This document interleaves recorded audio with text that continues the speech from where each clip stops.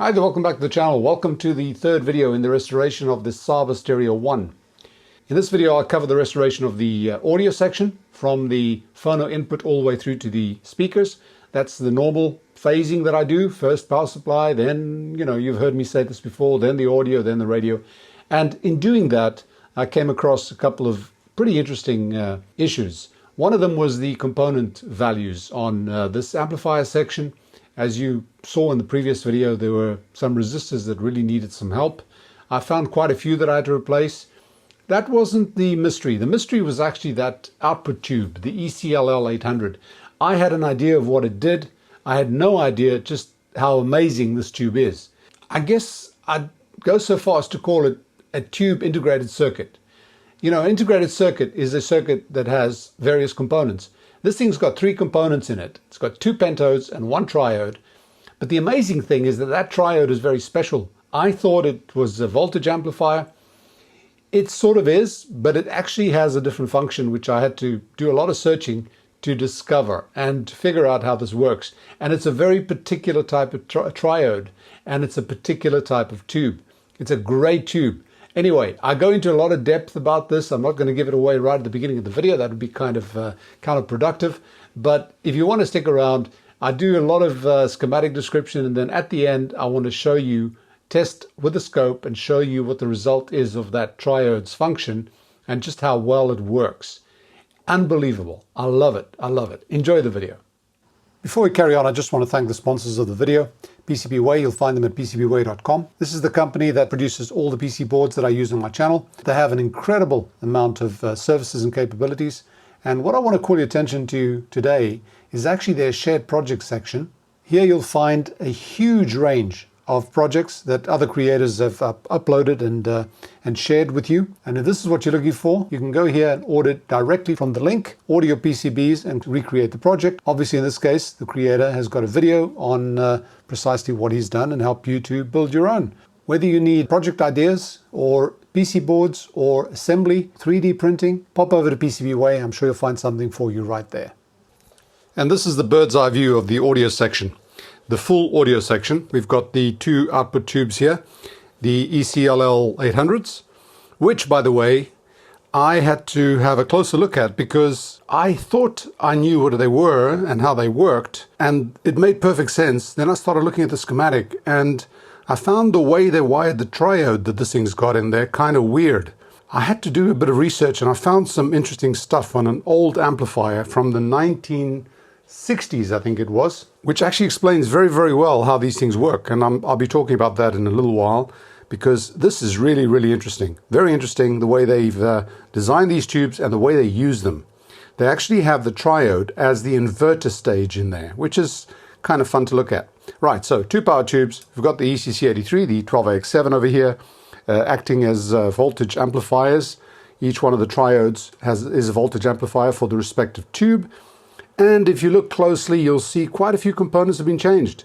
All these little resistors are different. How many did I change here? 1, 2, 3, 4, 5, 6, 7. I think there's 7 or 8. Some of these, or most of these, were these little round brown ones, which are expected to fail. They go very, very high. However, there were a couple of others that aren't of that type that also needed changing. And so this stage took a hell of a lot longer than I thought it would, because I just kept finding components that needed replacing. So this promises to be a pretty intensive restoration all the way through. But the most important stage for me at this point is the audio section. We've got the preamp stage and the power section stage completely done.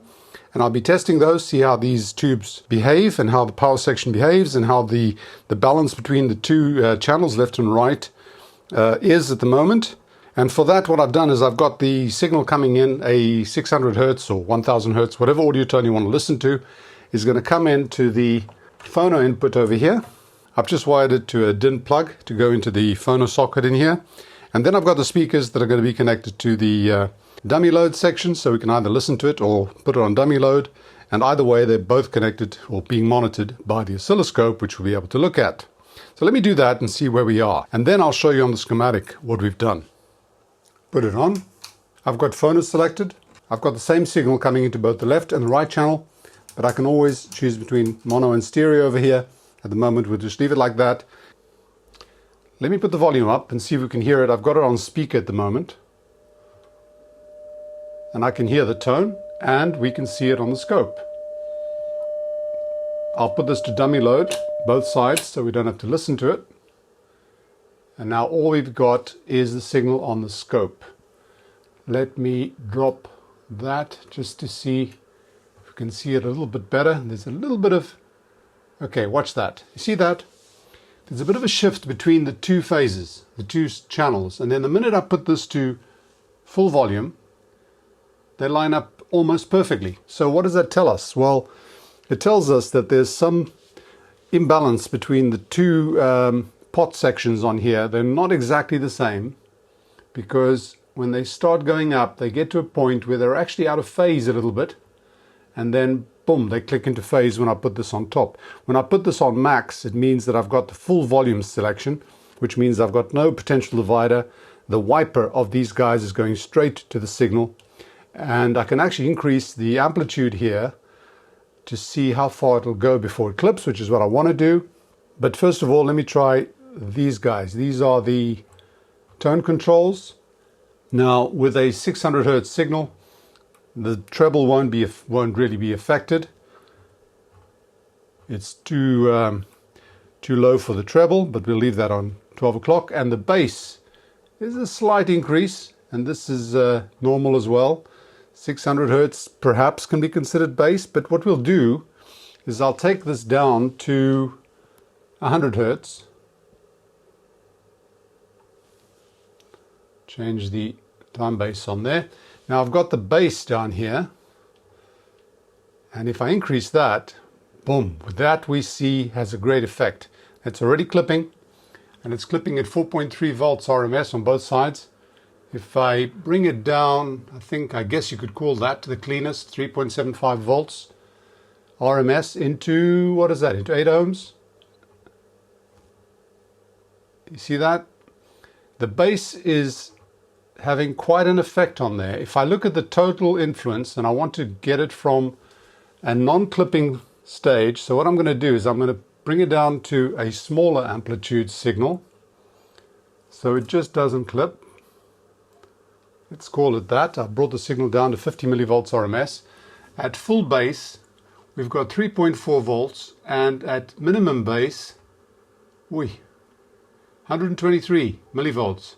So you see the range of the bass is quite extensive. And I guess to see the full potential of this, I should leave it on max. But I'm going to put it back at 12 o'clock. And now we're going to go up, and we're going to do a treble signal. Make it, say, 2 kilohertz. We'll have to change the time base of the scope. And now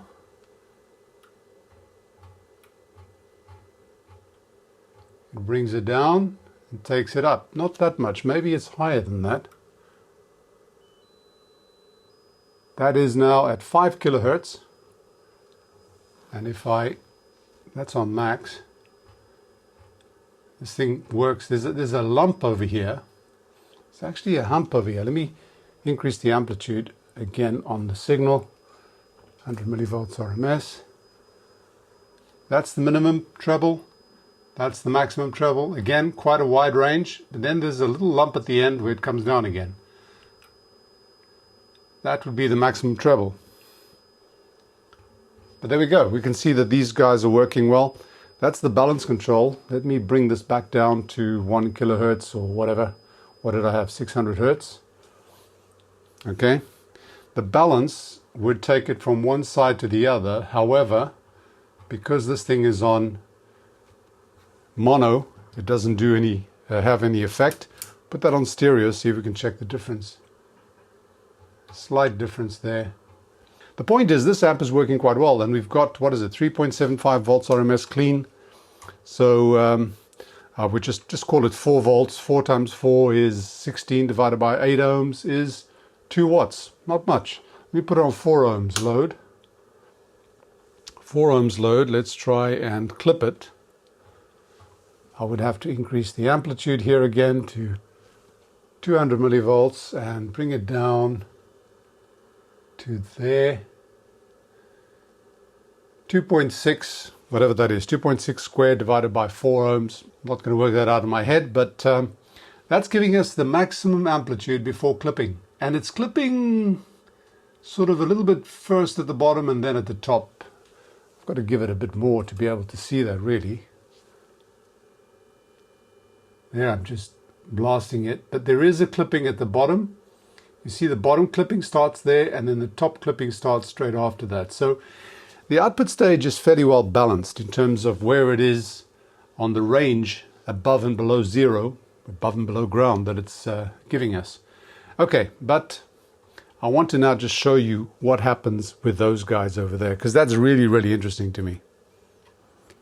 Here's our schematic so far, or should I say our little artwork. And as you can see, quite a bit has been done here. This is the section that I've been working on. It actually extends to this part here because this is the phono input. And I'm going to go through this, but the part that really is interesting, is how this section works together with that guy over there. I made a few incorrect assumptions originally, and I found out as I went along that I was wrong. And so I want to show you, because I really think it's cool. I really think it's cool what they've done here and how they've done it and how this tube was designed to work. Now, this is all colored in. So I'm going to bring up a version where I've deleted all the green lines on one channel, which will help me explain how that channel works. Here we go. I'm back to Adobe Reader. That's the one I use for the editing. And let's have a quick look and see how this thing actually operates and see if we can make sense of how that whole output section works. Nothing new here. This is the input. We've got ourselves a phono socket here, and this is the input and output for the tape recorder. Now the phono, the way this works is 1 and 5 are the stereo inputs. And let's see, how did they wire this? Or rather, 1 and 3 are really the stereo inputs. And what they've done is they've wired this back 5 to 1, which I presume is, if you've got a phono that is mono, it will send both signals or the same signal to both sides. Okay, so here we go. We've got one channel and the other channel of the phono coming in. They both go through this 47K resistor, and they both go to these pins over here, 3 and 5. Which would be, would this be input or output? This would be input, I believe. So you can input a auxiliary signal here as well, and it'll have practically the same effect with a different impedance, input impedance, as you would if you had used the phono. So signal is over here, it goes up here, it goes through this T2 switch, and it goes down here through this T1 switch. Now what switch is that? Well, down here we see that T is the phono switch. So 1 and 2, so it's that guy and that guy. So obviously it switches it on or off depending on whether it's phono or the radio that you want to listen to. So this makes sense. If you've got phono, your switch switches down and this one switches up to A, and you're picking up your phono signal. If you don't have phono selected, then the switch is actually in the position that you see here at the moment, which means that it's receiving the signal from the radio, whether it's FM or AM. We're not worried about that at the moment, but we understand how the phono selector works. So our phono signal is going to here, and it's going down to J over here. It's coming out of this end and going up to, what is that, H over here. There's also that switch across here, which is the stereo switch. And if you've got it in this position, you've actually got mono, so the left and right are connected together. If you push stereo, it opens it up, and these two signals become separate. The way I've fed a signal into the back there is I've actually fed the same signal into here and here, which means that regardless of whether this is open or closed, the same signal is going to the left and right channel. Now we've got to follow H over here, and we've got to follow J over here. Why is J going this way? We're looking for H and J, and I know, oh, okay, that makes sense. My bad. J goes left. Okay, so you follow this line. We still haven't found J. Keep going, keep going, keep going, keep going, keep going. Yeah, we actually crossed H. Not what we want. Keep going. There's J. Boom. Okay, J then comes down into here, and this is our input to the one channel, whether it's left or right. I think this is actually what they call links, left. So J is the input to our left channel, and if we follow H, goes along here, along here, along here. We still don't see H. We keep going, we keep going, we keep going. Boom, boom, boom, boom, boom, boom, boom. There it is. There's H. That's our right channel. So input to the right channel, and at the top we see the input to the left channel. Now, what you'll see here is quite a few reds, both on this side and on this side. These were the resistors I had to change. One of these, or two of these, this one here and this one here, were actually fairly close. They were about 10% off, which is fairly close on these radios, but I changed them to new 150K resistors, and you'll understand why when I explain to you how this thing works. Okay? But I've deleted the green lines from here so we can understand the schematic better. Let's go to the top and look at one channel because the other one is obviously exactly the same. So we said we've got our signal coming in here. It comes in here. There is a bleed to ground. This is the treble control. If this thing is on this end, then this capacitor is directly connected to ground. So all the signal coming in here, if you imagine frequencies all the way from 20 hertz to 20 kilohertz, not really, but low frequencies to high frequencies, they get here and they see a 1.5 nanofarad capacitor and they say, juicy, I can get through that. And what's more, this is directly connected to ground. So a lot of those frequencies escape to ground.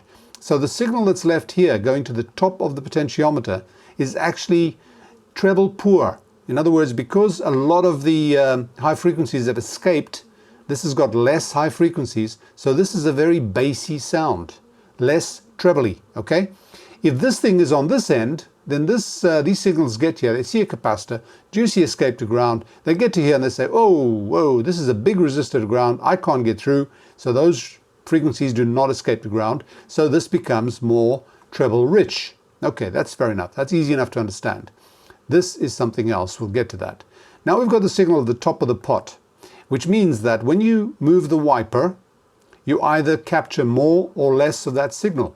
So, like every volume control, when you've got this down at the bottom, the amount of signal getting to here is very small, and if you've got at the top, all the signal there gets through to here, okay? And this here is the important gateway to the audio section, to the actual preamplifier, and then finally the power amplifier.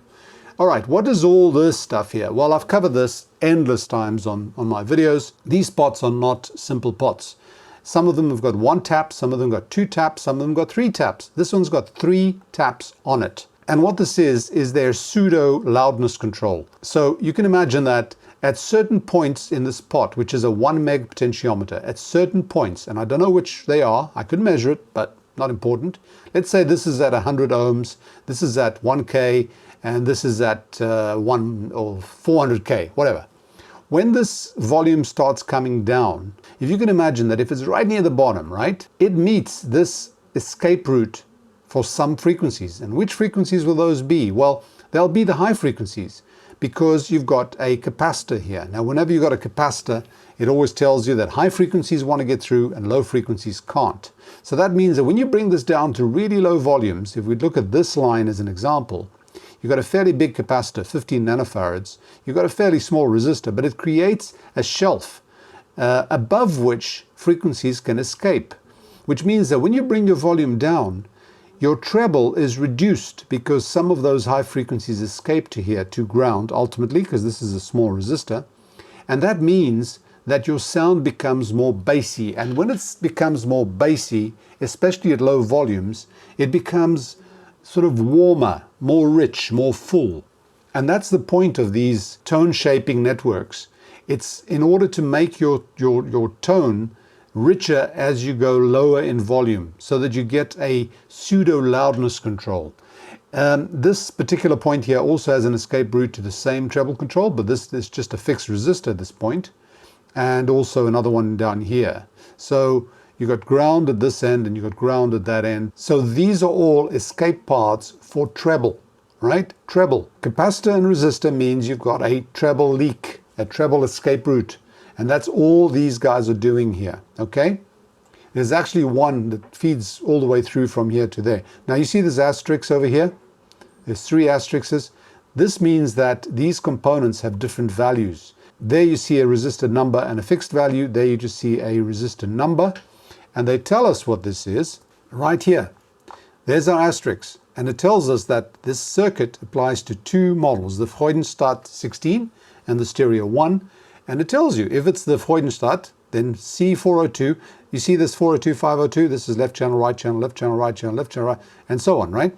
So 402 is 10 nanofarads. If it's a stereo, it's 6.8 nanofarads. Now this obviously has to do with the type of speakers they would use in the two sets and what kind of tone shaping you want for the two of them, but they are different. Indeed, this one here, 406, there's no resistor there, and in the stereo one, there's a 1 meg. So to know what values you're supposed to find up there, you come here, you look at this column over there, and it tells you 6.8 nanofarads, 100 picofarads, 100K, 1 meg. Good. So now we've shaped our tone and we've got our volume coming in here. But there's another bit of tone shaping going on here, which has got to do with the feedback. And that is this potentiometer. Where are we? This potentiometer would normally go straight to ground, right? When you do a potential divider, you do it between ground and the maximum. Well, this one is not like that. This is going to a 68 ohm resistor, which means that you can actually feed signals into here. If you feed a signal into here, a certain frequency, and the same frequency in there, they sort of annul each other, right? It's sort of negative feedback, because if a signal comes in here and it's going up at, say, 1 kilohertz, and the same signal is going up at 1 kilohertz, the whole thing shifts. Negative feedback. This has got to do with tone shaping as well, and this signal comes from various points over here. Mainly the output transformer. You see, this transformer is a push-pull transformer. It's got two windings, two primary windings. Both of them are used to drive or driven by these two pentodes in opposite phase, okay?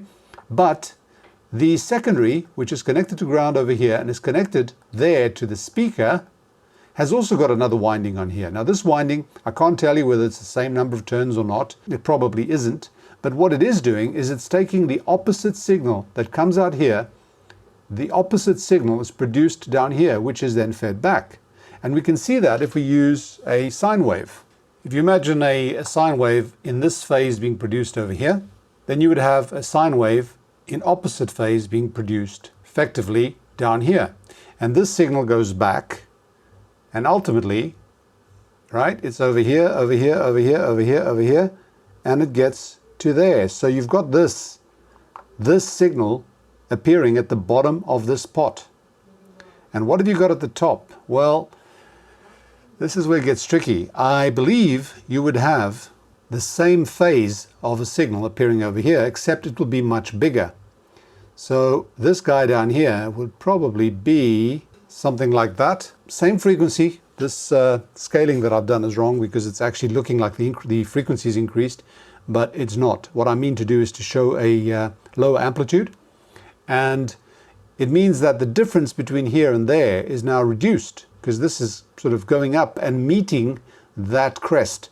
So you're getting negative feedback, and that means that this particular frequency that got through is now reduced in terms of its component of the signal going into the amplification. That's how negative feedback works, and I believe the whole system here is basically wired for that. Okay, so we've got our signal coming in here. Let's follow this guy. A portion of it comes through here. Let's call that a smaller signal. Remember, what I mean to demonstrate here is amplitude, not frequency. And then that goes through there. Now here we've got our bass control. And again, bass control, it's got to do with the frequencies that you allow through. You're not amplifying, you're just cutting less frequencies. And what it means is that, you know, high frequencies get here, they see a capacitor, they go straight through. Now the amount of signal that goes through here depends on the position of this pot. If it's close to the left there, all the signal gets through, so all the bass gets through. If it's on the right, then less of that signal gets through, but part of the bass or part of the treble can escape through there. So you're making it less bassy or more bassy. Again, we get our DC blocking capacitor over here, and this then feeds to the grid of the ECC83, which is wired as a typical triode, except that it's not cathode biased. This does not have a bias resistor over here. Why is that? Well, the way this is working is that they've got the grid connected to ground, not direct to ground because there's another feedback path over here, but we won't worry too much about that. This feedback signal actually gets back in here. This is it's called a grid leak bias. This is a 10 meg resistor, very high resistor through a 220K, so 10.22 meg to ground. And that means that some of the electrons that are released over here actually do escape, and because you've got a very small number of electrons but a huge resistor, what you've got is some voltage, some measurable voltage, and that's enough to bias this tube into a normal triode amplifier stage, which is, this one is in reverse. Normally you see this section down and this section up, but it's the same thing. There's your anode. There's your anode load resistor because it's being fed from the B+, one of the B+ supplies. And this is where your signal comes out amplified. This one is amplified there and inverted, right? So something like this. This one inverted and amplified. Okay. Now we've got this signal going in here, and this is where it gets really interesting because, okay, you've got a bit more feedback going there. Forget about that. This signal goes in here. This is where I got a bit baffled because this thing has got two pentodes and a triode. And I got a bit confused. And then I started looking at this more closely. And this is what I see. Look at this. Signal comes in here. It goes to pin 2. And what is pin 2? Pin 2 is the grid of this triode. But it is also the grid of this pentode. And I thought, dude, what's going on here? This is weird, man. And I looked closely and I could imagine the following. This signal that's coming in here, call this signal A, which is basically this signal, okay? This signal comes in here and it goes to this triode, but it also goes to the pentode. So I thought, let's follow the pentode, okay? Let's follow the pentode. And this signal, it goes into the grid of the pentode. The pentode is biased to ground, it's cathode. This is the cathode of all three of those elements. It's the cathode of this pentode, it's the cathode of this pentode, and it's also the cathode of this triode. So it's directly to ground. And how does this thing get biased? Well, it gets biased by that 10 volts. You know, the minus 10 volts. We had that coming in here, over there, and it went to through here, 1 meg. And this is where there was a mistake in the actual drawing in the circuit. It's correct. This 1 meg feeds to there. So minus 10 volts goes here, through there, up to the top to that grid. So that tube is biased to minus 10 volts relative to its cathode ground. And then here, this 1 meg goes up here, still minus 10 volts over here, very little current draw, and it gets to here and it feeds that and that. So this pentode is biased to minus 10 volts as well. And it says so quite clearly over here, right? Minus 10 volts. So the signal coming in here is being amplified. There's also a screen grid voltage, but it's being amplified to here inverted as well. Okay, so that there is the inverted version of that with amplification. It looks almost the same size, but believe it, it's more amplified. And it's also got a lot more current capability, so more power. Now that signal is created through the effect of that winding on that transformer, as per normal, as a normal amplifier would.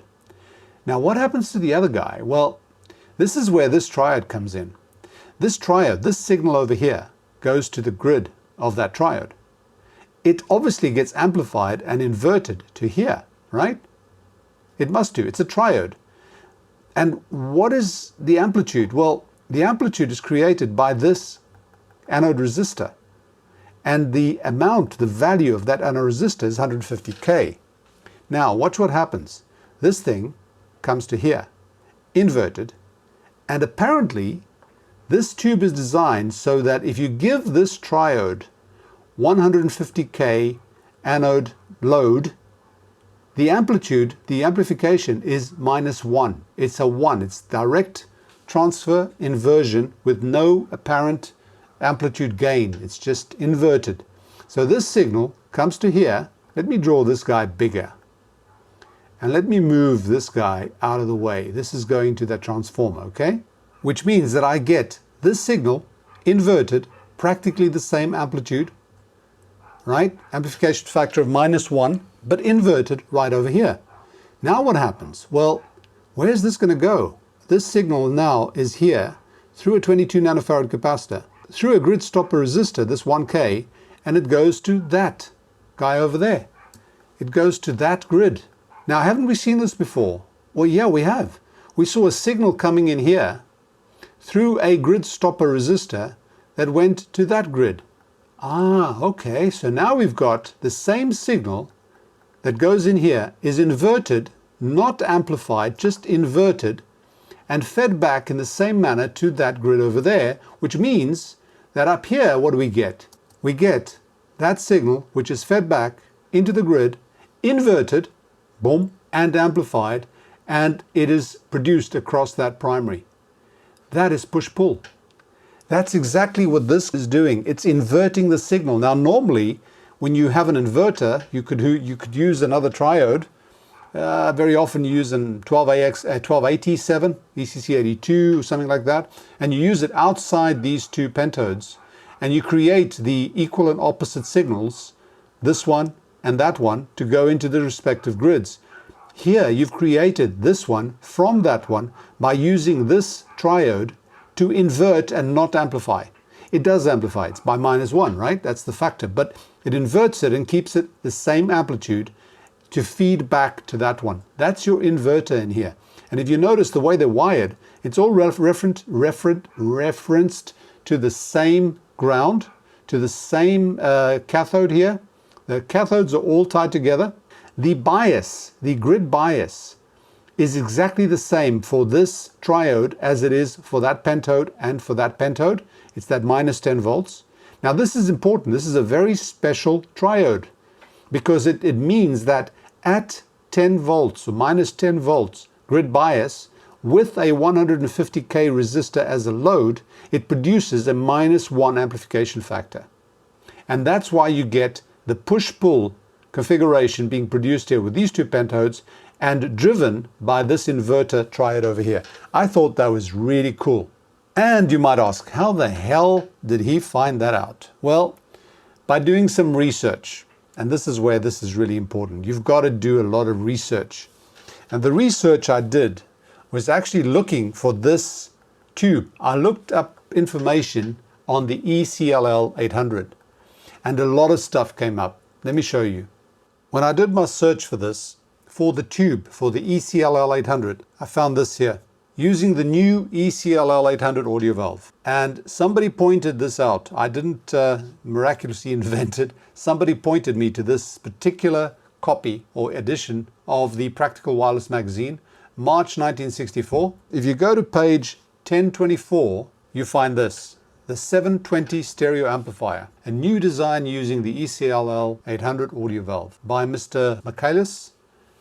And this is where everything is explained. The way they explain it is fantastic. This schematic that you see over here is a stereo amplifier, and it actually draws the triode a little better than, I believe, a little better than our version. This is the cathode, so it shows you that this is a cathode for this pentode, cathode for this pentode, and also a cathode for this triode.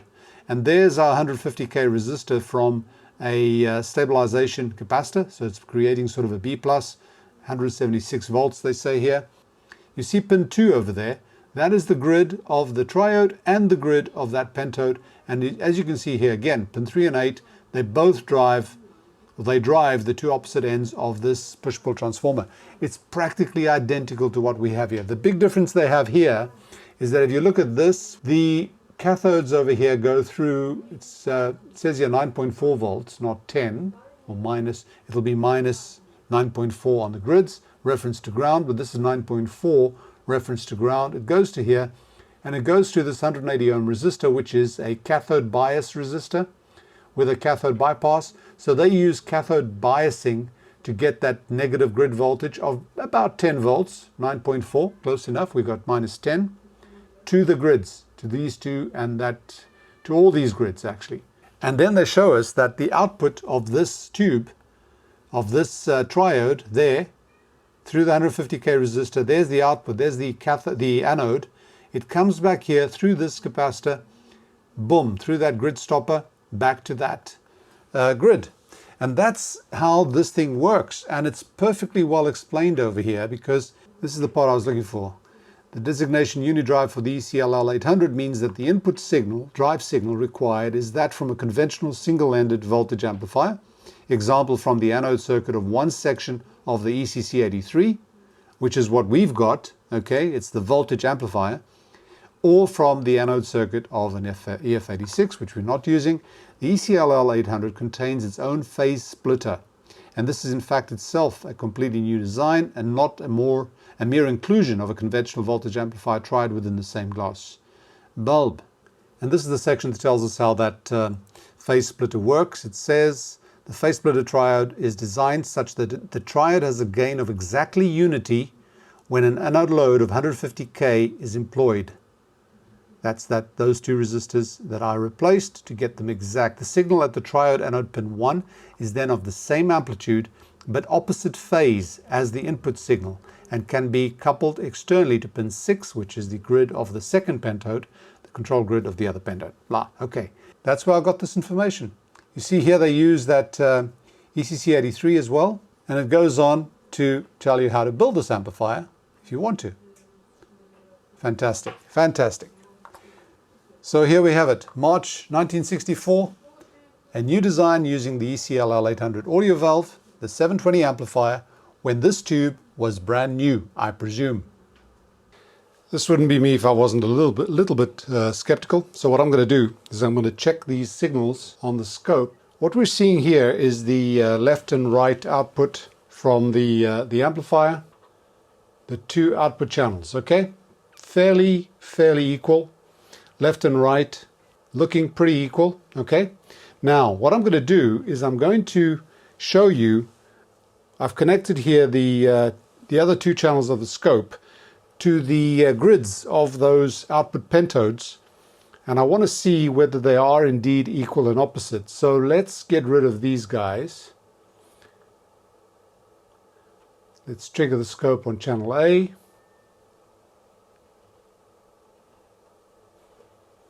What we're seeing here are the two signals, equal amplitudes. These are the signals going into the two grids. In other words, one is the original signal, and the other one is that one that's inverted supposedly without amplitude gain by the internal triode. Now, is this indeed equal? Well, what I'm going to do is I'm going to take channel 2 and I'm going to invert it. And now the two on top of each other, they actually look pretty close. Let me put this on maximum volume by decreasing the amplitude of the input signal. I'll have to decrease it further, just so that I can put the volume control on max without distortion. And what we see here is a slight difference between the two. You see, I'm just shifting them away. If I put them together, that is pretty close. The purple waveform, channel 3, is slightly smaller than the yellow waveform. So the amplitude, I'm not even sure which one I'm measuring, quite frankly. I'm not sure which one is the original, which one is the inverted one. But whichever it is, either the tube is giving us a slightly greater than 1 amplitude, or it's giving us a slightly lower than 1 amplitude gain. But that's it. That thing works. I'm impressed. I'm really impressed. Okay, my skepticism can be put to rest. And that, folks, is our audio section. Working very well. And I really am thankful that it's working very well, because those tubes, those ECCL, I keep getting it wrong, ECLL800s are very expensive. I've found prices ranging from $50 each to $100 each. They are expensive, so I'm pretty pleased that they're both working. The other one that's expensive is the Magic Eye. So just on this radio, there are 3 tubes that, at a stretch, are worth nearly €300 or $300. But fortunately, they're working, and I'm pretty satisfied with the result. I was actually quite happy to find this particular tube, or to find out how it works and test it, and find that it actually does what it's supposed to do. I suppose we could do a lot of other experiments, like try change the load on that triode, see if the gain goes up or down. Usually, if you put the triode resistor higher, it will make the gain go up. But anyway, that's not something I want to do. I just wanted to test that. I found it very interesting. I was actually very pleased that I found that article on that amplifier. that 720 amplifier. I'm going to link in the description below the actual link to that, that particular magazine. So if you're interested, you can read up a bit more on that. And that's it for now. I'm going to thank you for your company. Hope you've enjoyed that. Hope it didn't put you all to sleep with the schematic descriptions. A lot of you love it. A lot of you don't. So at least it's like guessing the future. Your 50% chance of being right. So once again, thank you for your company. And if you like this video, click like, share, subscribe, and all that jazz. And if you want to support the channel directly, you can do so on Patreon or PayPal. Links are in the description below. Thanks for watching. Bye for now and stay safe.